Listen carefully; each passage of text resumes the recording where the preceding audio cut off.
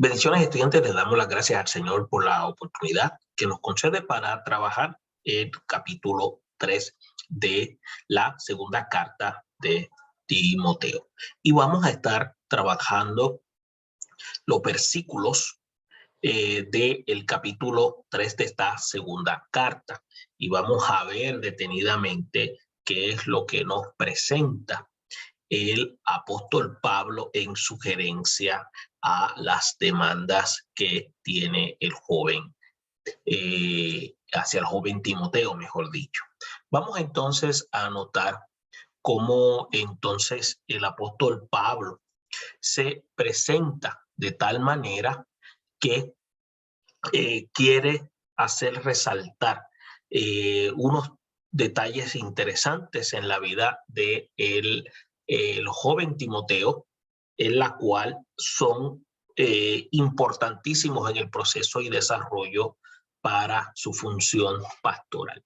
Ahora, el apóstol Pablo comienza diciendo: también debes saber esto, que en los postreros días vendrán tiempos peligrosos, porque habrá hombres amadores de sí mismos, avaros, vanagloriosos, soberbios, blasfemos, desobedientes a los padres, ingratos, impíos. Después dice: sin afecto natural, implacables, calumniadores, intemperantes, crueles, aborrecedores de lo bueno, traidores, impetuosos. Después dice: infatuados, amadores de los deleites más que de Dios, que tendrán, dicen, apariencia de piedad, pero negarán la eficacia de ella.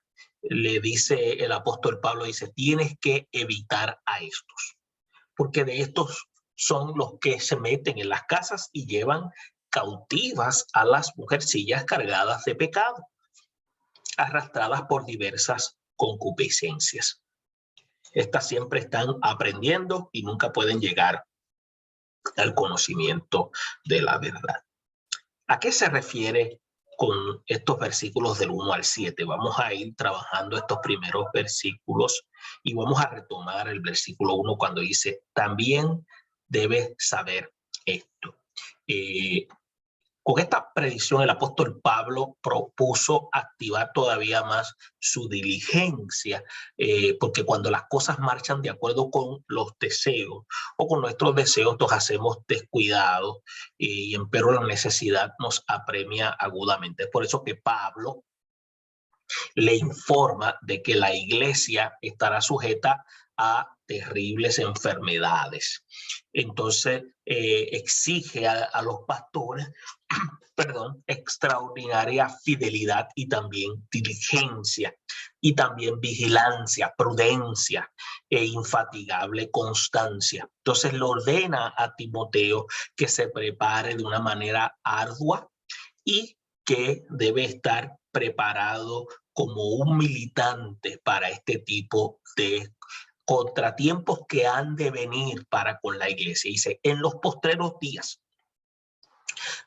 Cuando dice bajo esta expresión, los postreros días, incluye la condición universal de la iglesia cristiana, que se compare, perdón, con su propia época, con la tiempo nuestro.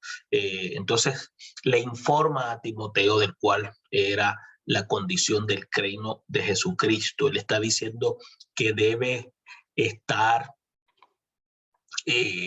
al tanto, ¿no? Entonces, en resumen, le quiere decir que no habrá un tiempo bueno. Más bien se presentará una situación difícil y el evangelio va a estar siendo desafiado.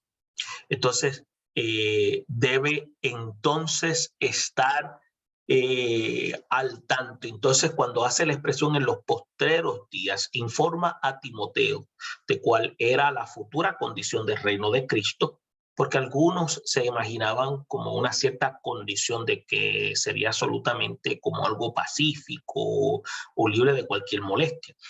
Pero le quiere dejar saber de que las condiciones no iban a mejorar, las cosas iban a empeorar. Ahora, la iglesia estaba diseñada para poder desarrollarse en medio de la crisis. Y por eso es importante de que el apóstol crear ese estado de conciencia en la vida de Timoteo en su función de pastoral. Entonces también le decía, iban a haber hombres perversos, impiadosos, profetas y sacerdotes piadosos también iban a existir, pero entonces iba a haber esa batalla. Entonces, si lo había en los tiempos antiguos, en los tiempos postreros también iban a existir. Entonces dice, porque habrá hombres. Y cuando dice esta expresión, debemos observar primero, hace consistir en la dureza de tiempos peligrosos o tiempos difíciles. No solamente en la guerra, ni en el hambre, ni en las enfermedades, ni en las calamidades o molestias que afectan el cuerpo, sino también en actitudes malvadas, perversas, en acciones de hombres con mentalidad maliciosa. Entonces, seguramente, y nada es doloroso o tan doloroso para los hombres piadosos y para los que verdaderamente buscan a Dios con corazón limpio, conciencia limpia, como contemplar este tipo de personas y ver tales corrupciones. Entonces es necesario que se vea también que han de levantarse, porque como no hay nada en ellos, ellos estimen tanto como la gloria de Dios, no pueden hacer otra cosa sino sufrir angustias. Entonces, ¿qué sucede? La iglesia que vive en justicia va a experimentar estas angustias y va a ser la iglesia atacada y va a ser despreciada. Y otro aspecto, se debe observar quiénes son las personas a que Pablo se refiere, aquellos a quienes brevemente él describe.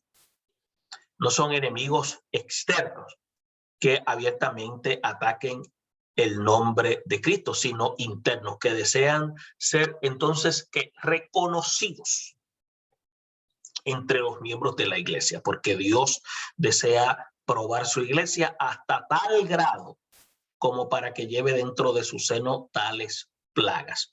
Entonces, aunque no le agrade tomar en consideración, déjeme decirle una cosa, estas personas van a querer el alto reconocimiento. Además, es admirable que estas personas, quienes Pablo declara, son culpables tanto como tan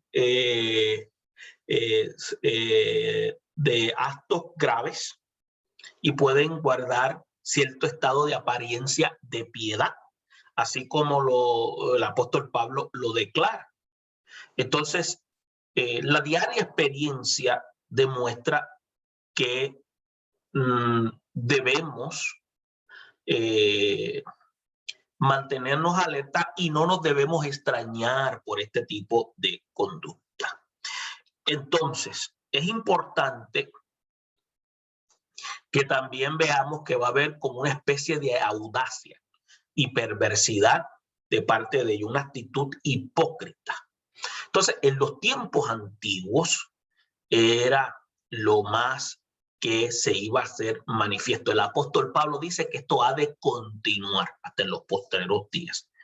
En el tiempo actual, la corrupción en las iglesias se está haciendo patente y estamos viendo cómo el Espíritu Santo está sacando a la luz todo este tipo de corrupción de aquellos que no viven una vida de justicia. La intención de Dios no es avergonzarnos, sino que a través de la palabra ellos puedan crear conciencia y volverse a enderezar en el camino de la justicia.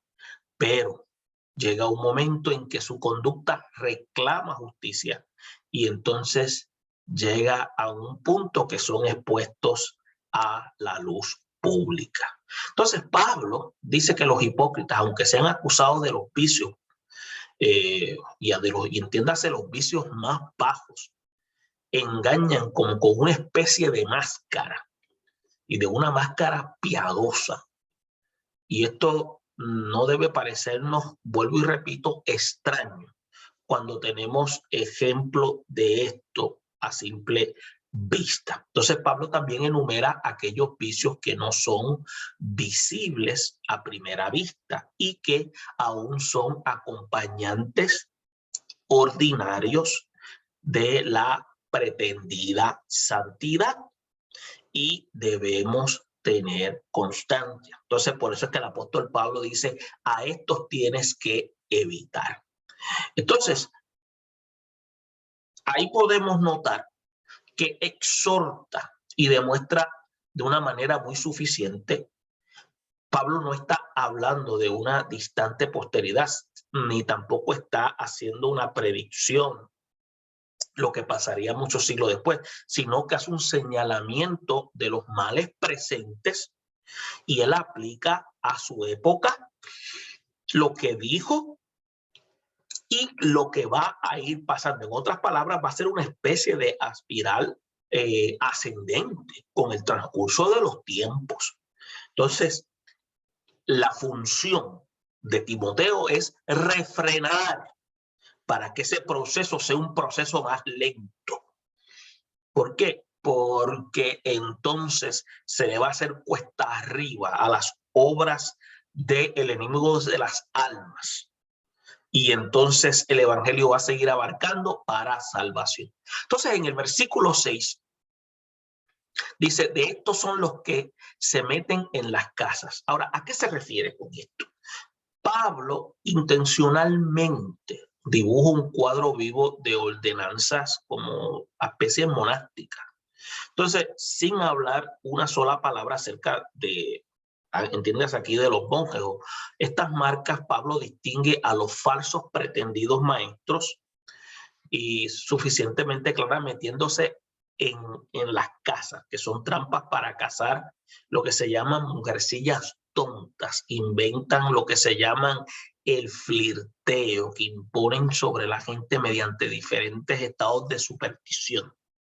Y es conveniente observar el cuidado o con cuidado este tipo de marcas y queremos distinguir entre los inútiles. Aquí se utiliza el término zánganos y los fieles ministros de Cristo.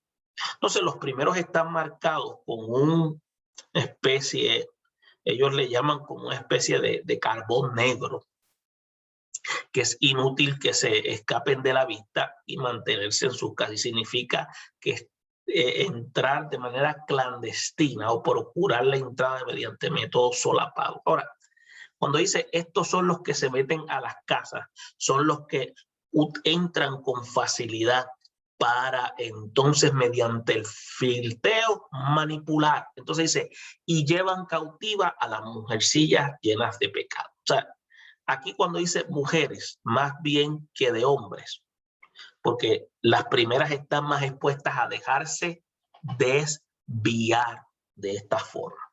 Entonces dice, llevadas cautivas, porque los falsos profetas de esta clase se valen de varias tretas y ganan su atención en parte lo que se llama lo que se llama atisbando con curiosidad en todos sus asuntos y en parte mediante el elemento de el flirteo. Entonces, esto es lo que inmediatamente añade y dice, y están llenas de pecado. Porque si ellas no hubiesen estado atadas por las cadenas de la mala conciencia, no hubieran permitido dejarse llevar cautivas, en otra forma posible, a la voluntad de otros. Quiere decir que no estaban haciendo lo correcto y por lo tanto estaban vulnerables. Ahora, cuando dice esto, dice por diversas concupiscencias, esto denota que habían unos deseos tontos, vanos, por las cuales las mujeres que no buscan a Dios de manera sincera, aún a pesar de sus deseos de que se les tenga por religiosas y santas no viven una vida dedicada y consagrada, y por lo tanto se convierten en víctimas de estos falsos maestros. Entonces, los métodos adoptados por ellos, cuando apartándose de una buena conciencia, entonces constantemente están asumiendo lo que se llaman este tipo de máscaras piadosas. Y es por eso entonces que el apóstol Pablo las menciona aquí.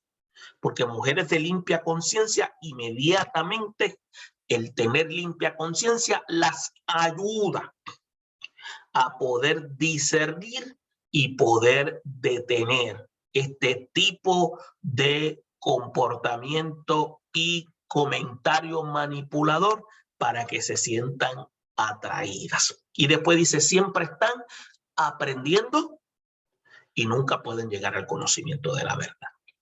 Entonces, esta fluctuación entre los diferentes deseos, Pablo habla, que ocurre cuando no teniendo nada sólido en ellos mismos son arrojados a todas direcciones. Y eso pasa en la vida de muchos creyentes cuando no generan estado de convicción en la práctica de la palabra de Dios en la conducta. Entonces dice la expresión aprenden, dice el apóstol Pablo, como la gente que está bajo la influencia de la curiosidad y con una mente inquieta, más en tal forma como para nunca llegar a ninguna certidumbre de verdad.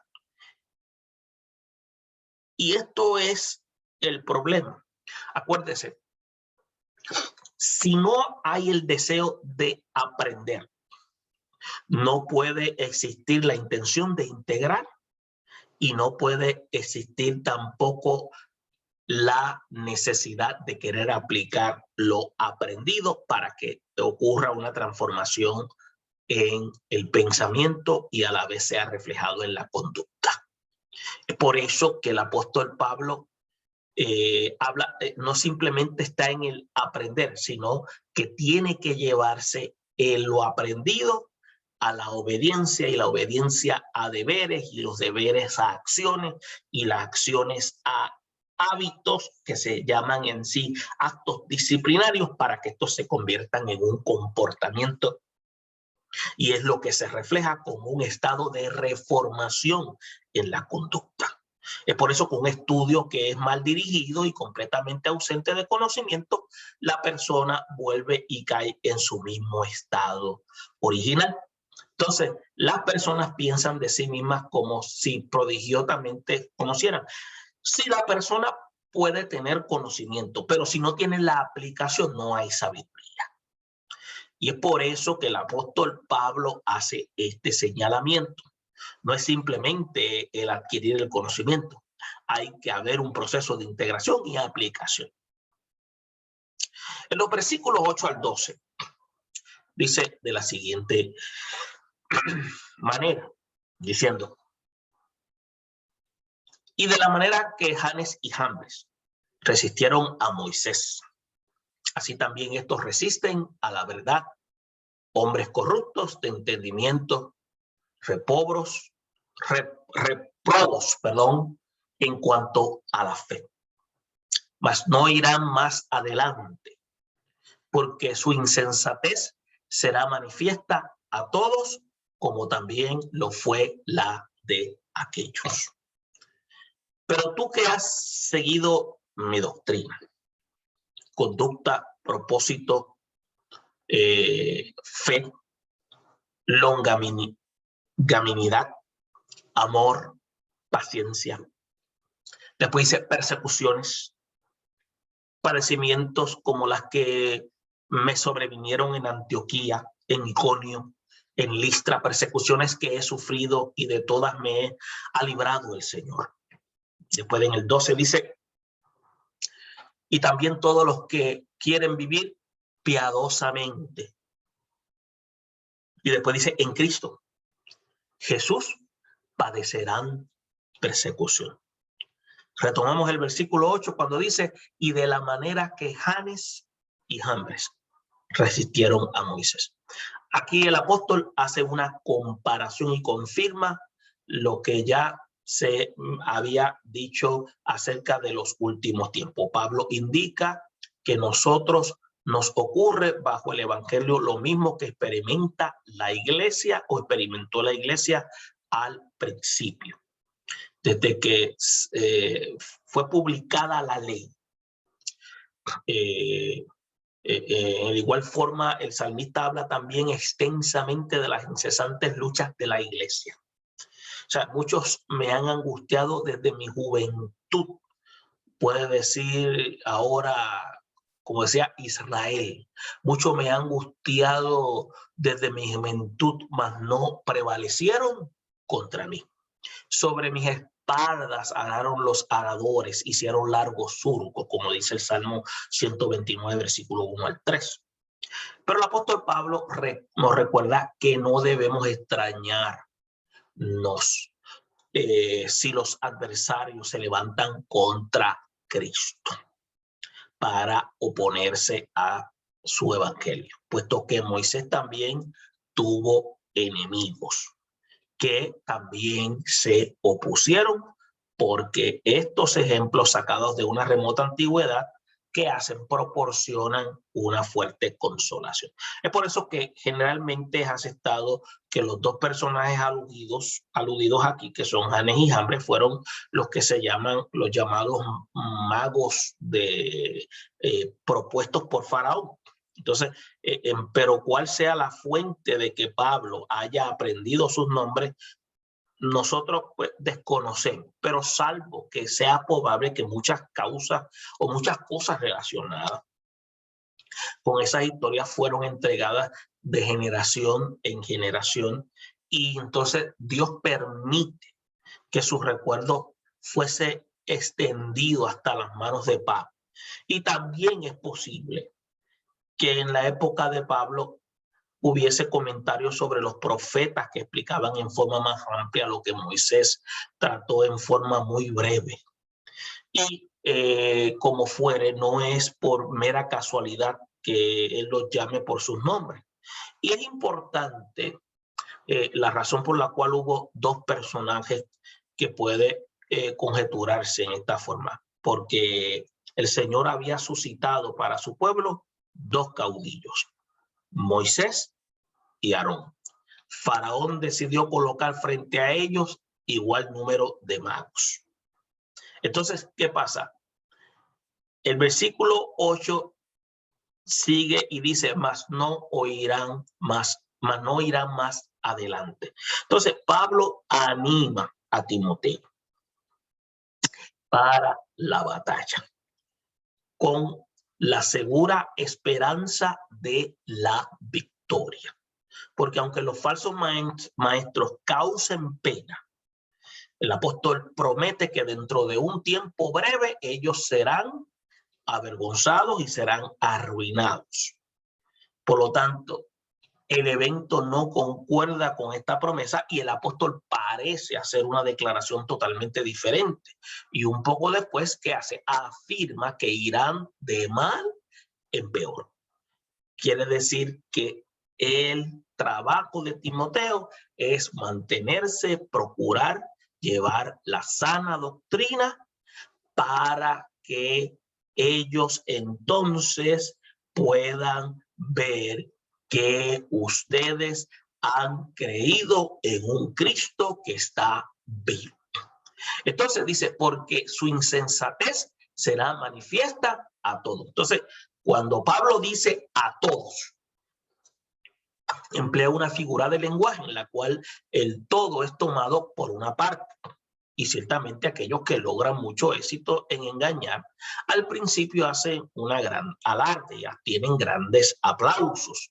Y en suma parece que como si nada fuese imposible para ellos, pero sus artimañas, sus tretas rápidamente son descubiertas porque Dios se encarga de abrir los ojos de muchos para que vean lo que por un tiempo quedó oculto a la vista. Entonces después dice, no obstante, la insensatez de los falsos profetas jamás es descubierta hasta tal grado que sea conocida por todos. Entonces, tan pronto como un error desaparece, aparecen otros. Entonces, ambas amonestaciones son pues necesarias para que los maestros piadosos no desesperen y piensen que es inútil luchar contra el error. Ellos deben ser instruidos acerca del buen éxito en el Señor y además para que no piensen que están exentos de futuros servicios. Entonces, es importante que se siga hablando de la enseñanza de la sana doctrina, empero el apóstol Pablo propone a Timoteo la segunda esperanza de este éxito. Dice que ellos van a ser avergonzados y por lo tanto tiene que seguir combatiendo, y le confirma por el ejemplo que había citado. Por lo tanto, como la verdad de Dios prevalece contra los trucos de los magos, así también promete que la doctrina del evangelio saldrá victoriosa contra toda clase de errores que puedan inventarse. El versículo 10 dice, pero tú has seguido. Y aquí, en el versículo 10, Pablo entonces emplea este argumento que él no es un soldado ignorante ni tampoco olvidadizo, porque Pablo lo hizo pasar por un largo periodo de entrenamiento. Ni tampoco habla únicamente de doctrina, porque estas cosas que él igualmente enumera añaden mucho peso, dando en esta oración un retrato muy exacto de un buen maestro, un maestro que no solo con palabras prepara e instruye a sus discípulos, sino también, por decirlo así, les abre su corazón para que sepan que todo lo que se le enseña, lo enseña con corazón sincero, corazón limpio. Entonces, esto es lo que está, lo que se llama implícito en la palabra propósito. Y cuando dice propósito, Pablo añade además otras pruebas de su sincero y no fingido afecto, tales como fe, longanimidad, amor y paciencia. Entonces, tales fueron las tempranas enseñanzas que le fueron impartidas a Timoteo en la escuela de Pablo. Y sin embargo, no le recuerda únicamente lo que tenía aprendido de él, sino que da testimonio de su vida anterior, para que en esta forma puedan apremiarlo a preservar, porque lo alaba como un imitador de sus propias virtudes. Como si dijera, te has acostumbrado por mucho tiempo a seguir mis instrucciones, no te pido otra cosa, sino que sigas adelante así como lo iniciaste. Es el deseo de Pablo, por lo tanto, que el ejemplo de su fe, amor y paciencia estén constantemente en la vida de Timoteo, y por esa razón él le pone un énfasis, y principalmente en medio de la persecución, los cuales eran bien conocidas por el joven Timoteo.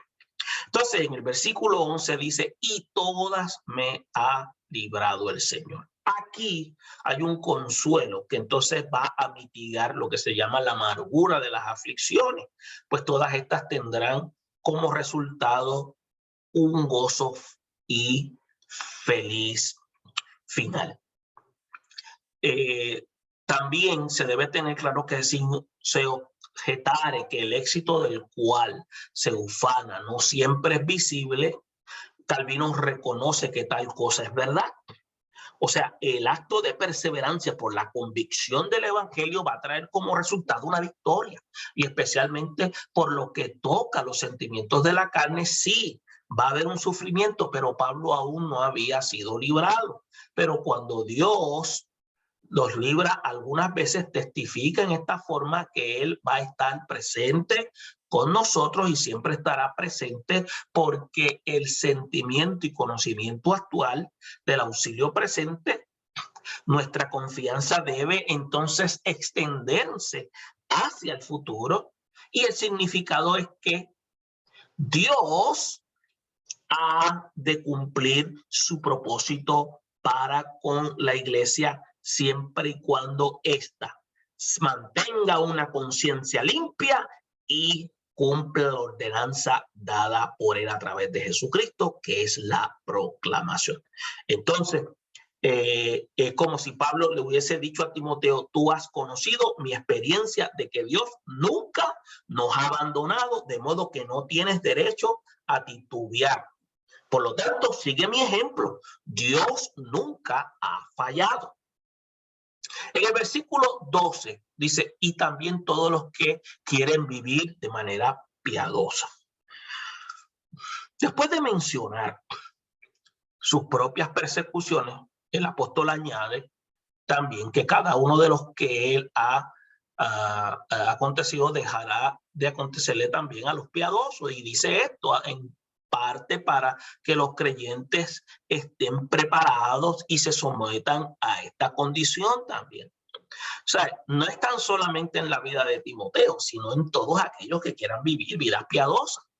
Entonces, mediante esta afirmación, Pablo clasifica a sí mismo entre los hijos de Dios y al propio tiempo exhorta a todos los hijos de Dios a estar preparados para sufrir las persecuciones, porque si esta condición se establece para todos los que quieren vivir una vida piadosa en Cristo, aquellos que quieren escaparse de las persecuciones necesariamente tienen que renunciar a Cristo.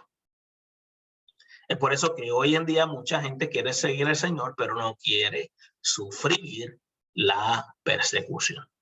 Aquellos quieren escaparse de las persecuciones necesariamente, quieren pasarlas sin ningún tipo de proceso de persecución.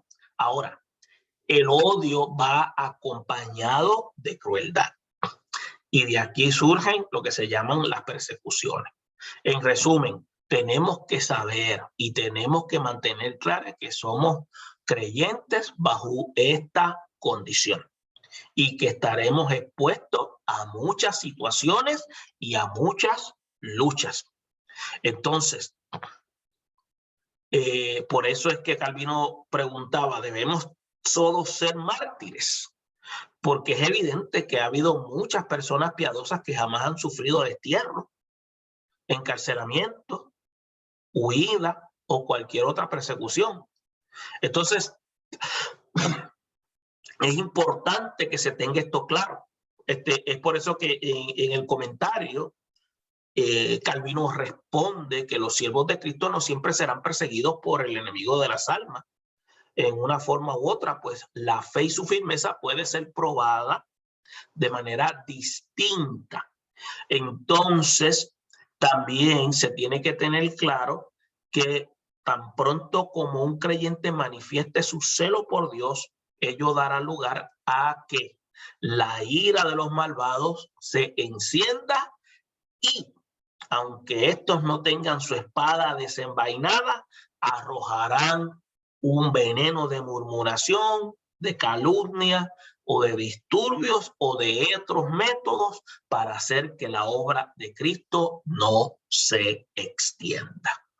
Los versículos 13 al 17 se presentan de la siguiente manera y dicen así: mas los malos hombres y los engañadores irán de mal en peor, engañando y siendo engañados.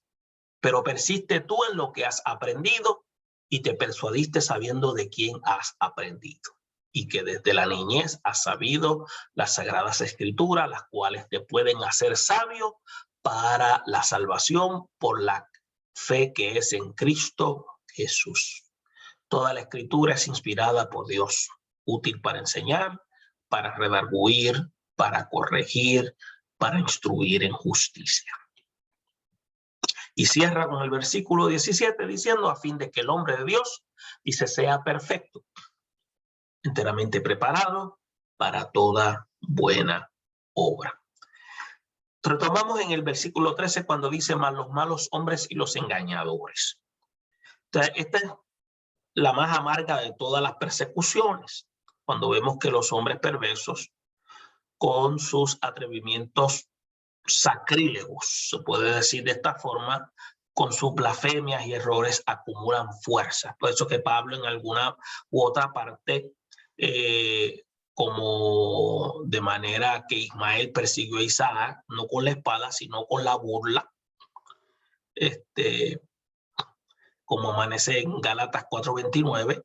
De aquí podemos concluir que en el versículo anterior no era solo una clase de persecución la que describía, sino que el apóstol habló en términos generales de esas aflicciones que los hijos de Dios son obligados a soportar cuando combaten por la gloria de Dios.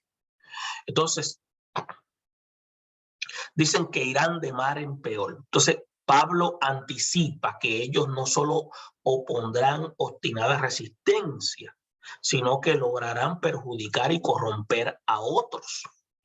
Una persona que no vale nada será más efectiva para destruir que 10 fieles maestros en edificar, aunque trabajen con todas sus fuerzas.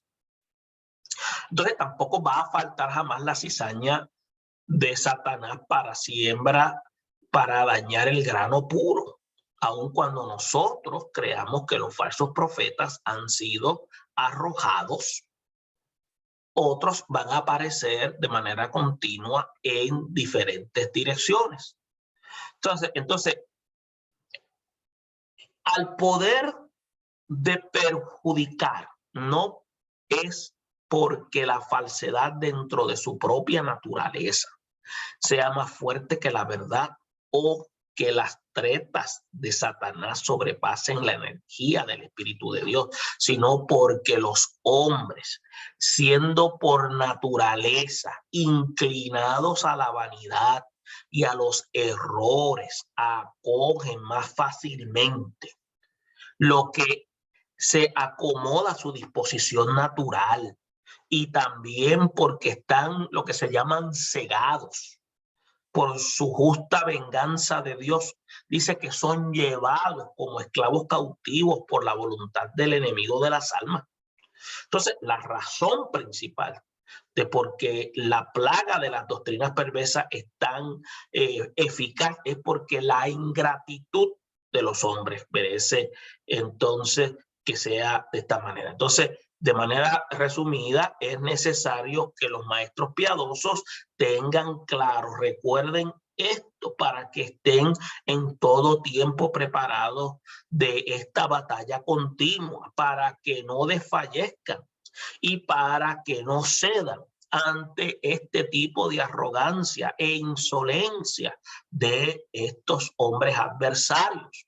Entonces, por eso es que le dicen el 14, pero persiste tú en lo que has aprendido. O sea, en otras palabras, aunque la iniquidad prevalece y se abre paso, el apóstol le aconseja a Timoteo a que se mantenga firme. Y esta es la verdadera prueba de la fe, cuando presentamos una infatigable resistencia a los ataques del enemigo de las almas y no alteramos nuestra carrera a pesar de todos los vientos que soplan, sino que permanecemos firmes en la verdad de Dios como un ancla segura. Entonces después más adelante dice, siguiendo o sabiendo de quién has aprendido. Entonces esto añade con el fin de ensalzar, mejor dicho, la certeza de la doctrina, porque si alguno ha sido enseñado incorrectamente, no debe perseverar en ella. Por el contrario, debemos olvidar todo lo que hemos aprendido aparte de Cristo, si queremos ser sus discípulos. Como por ejemplo, como iniciación de nuestra enseñanza en la fe, debemos que rechazar y olvidar todas las enseñanzas pasadas en términos de aquello que es falsa doctrina. Entonces, el apóstol, ¿qué hace? No ordena a Timoteo a defender indistintamente la doctrina que se le ha entregado, sino solamente aquella que él conoce que es la verdad. Escuche bien, Timoteo ha sido llamado para que defienda aquella doctrina que él conoce que es la verdad, con la que quiere decir que tiene que hacer una selección. Por eso es que Pablo no exige esto como un individuo en particular para lo que él ha sido enseñado, se ha reconocido como una revelación divina, sino que osadamente afirma su propia autoridad ante Timoteo, quien estaba al tanto de que su fidelidad y llamamiento eran genuinos. Entonces, él estaba plenamente convencido de que él había sido enseñado por un apóstol de Cristo.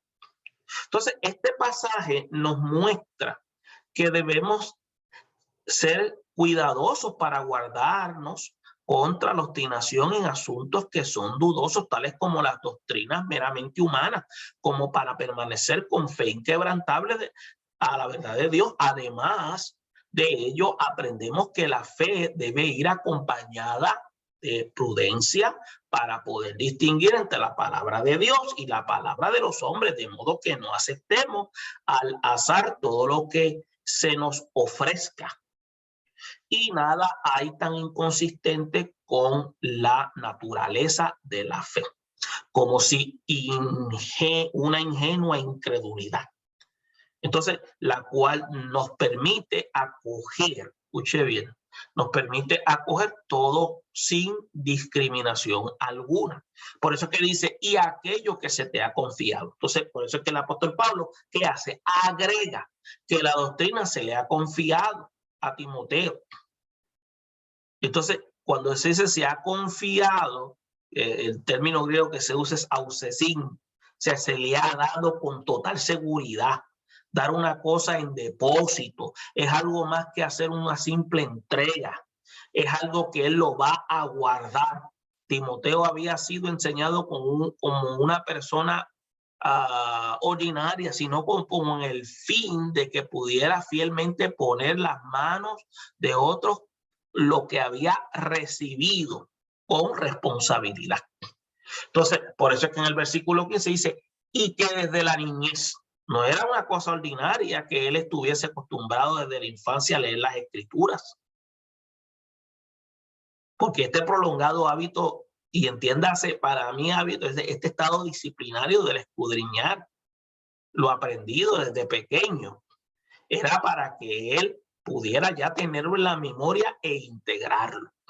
Y era pues una precaución juiciosa observada en los tiempos antiguos de que aquellos que eran posibles candidatos para el ministerio de la palabra deberían ser instruidos desde la infancia en la sólida doctrina de la piedad para asumir el desempeño de su oficio. Entonces dice, las cuales te pueden hacer sabio para la salvación. Entonces, es una recomendación y es una recomendación de mayor trascendencia porque esta es elevada de las escrituras que nos debemos buscar, que no debemos buscar en ninguna otra parte.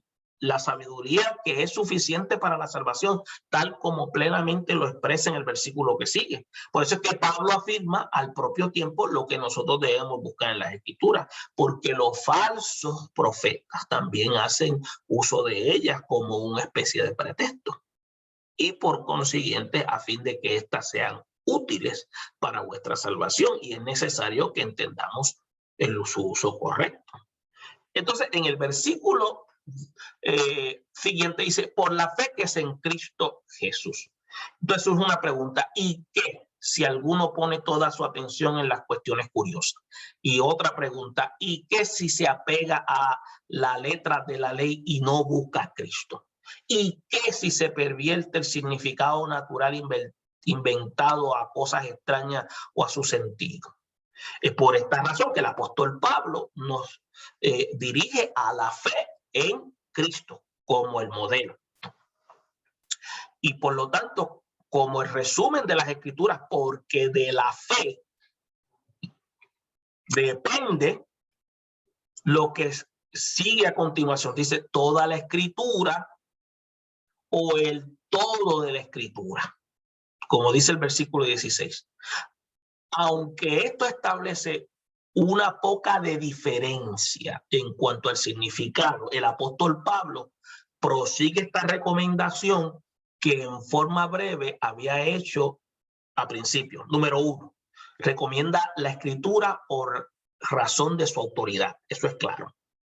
Y segundo, por razón de la utilidad que emana de ella. Dos aspectos, autoridad y utilidad. Entonces, sostener la autoridad de la escritura es divinamente inspirada, porque de ser así, está fuera de controversia y entonces los hombres tendrían problemas para recibirla. Entonces, este principio distingue nuestra fe o nuestra religión de todas las demás, porque hay una inspiración. Dios es en sí el autor de autores. Todos los demás vendrían siendo unos amanuenses dentro del escrito bíblico. Entonces, porque Dios ha hablado, el Espíritu Santo es el que ha guiado. Entonces, quien quiera, pues, que desee sacar provecho de las escrituras, que primero acepte como esta, que establecía pues, debe tener claro que Dios es el que la inspiró, y cuando diga sacar provecho, de buen sentido, para salvación, para restauración. Entonces, ¿qué sucede? Es importante, por eso dice, si se objetare, ¿cómo se puede conocer esto? Calvino respondía, tanto a los discípulos como a los maestros, dice que Dios ha dado a conocer como el autor de ella por revelación del mismo Espíritu Santo, lo que acabamos de señalar. Moisés y los profetas no hablaron de manera al azar. Escuche bien, no hablaron de manera al azar lo que recibimos de ellos, sino que hablamos por sugerencia de Dios. De manera franca, osadamente, testificaron de lo que era cierto realmente, que fue la boca del Señor la que hablaba. Entonces, el mismo Espíritu hizo estar seguro de su llamamiento a Moisés y los profetas. También ahora testifica nuestra razón que Él los ha empleado como sus siervos para instruirnos. Entonces, por consiguiente, no tenemos por qué extrañarnos si hay muchos que dudan en cuanto al autor de las escrituras.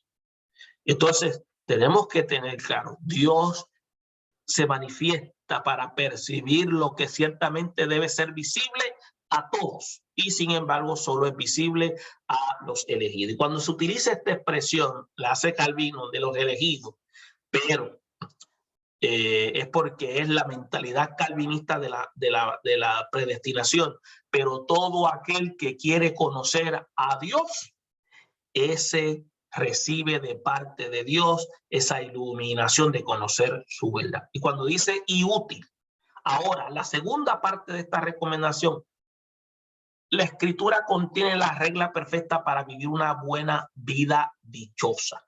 Pablo dice esto, enseña que esta es